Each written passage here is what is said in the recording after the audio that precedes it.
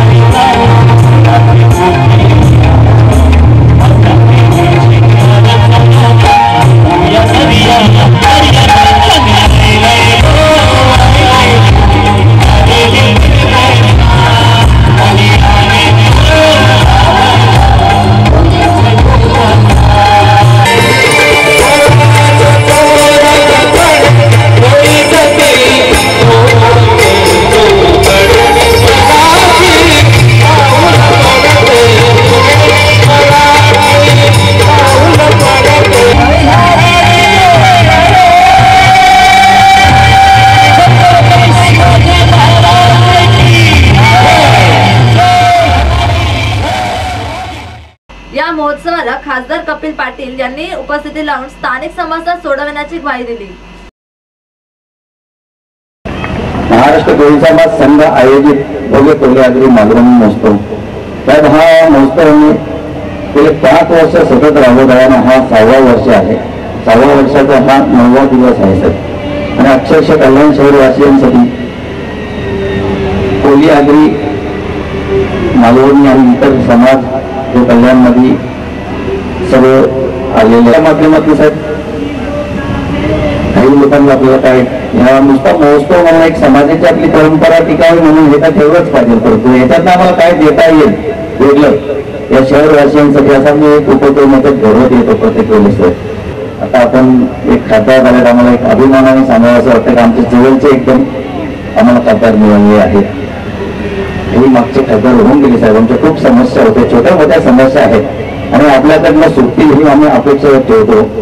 तर रेल्वे स्टेशनच्या तिथे Shahad railway station, Amboli railway station, तिथे काही मच्छीमार आपले पूर्वीपासून मच्छी विक्रीचा व्यवसाय करतात रेल्वेच्या जागेमध्ये साहेब. एक छोटीशी आमची विनंती आहे, समाजाचे काही प्रश्न आहेत आपल्या हातून सुटतील अशी आम्ही अपेक्षा ठेवतो.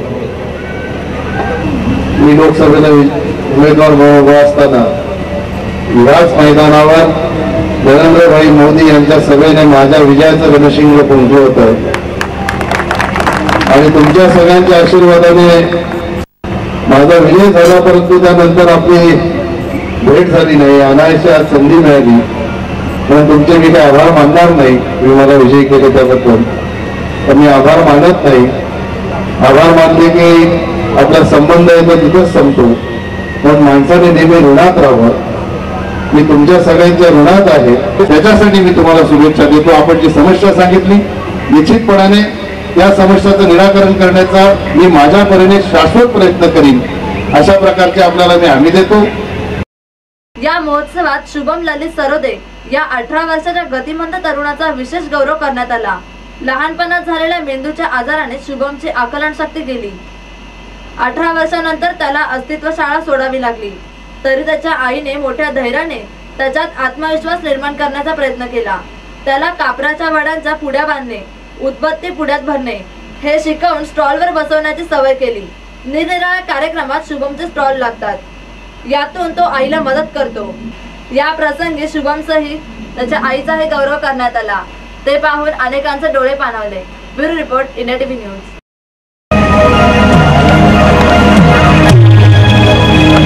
हा ऑटिस्टिक मतिमंद अशा पद्धतीच्या आजाराने घेरलेला आहे. मंडळी, हा मतिमंद जरी असला तरी छोटासा आत्मविश्वास त्याच्या मनात अजून कुठेतरी दडलेला आहे आणि तोच आत्मविश्वास बाहेर काढण्याचा प्रयत्न त्याची आई मात्र सातत्याने करत असते. अशा पद्धतीचा आत्मविश्वास स्वतः शुभमच्या आईने आपल्या संपूर्ण घरामध्ये पसरवला आणि हाच आत्मविश्वास आज 21 तारखेपासून शुभमने या ठिकाणी एक छोटासा स्टॉल लावलेला आहे. त्याच्या स्वतःच्या मेहनतीतून तो थोडं जितका वेळ जे काही करता येईल ते करण्याचा प्रयत्न करतो.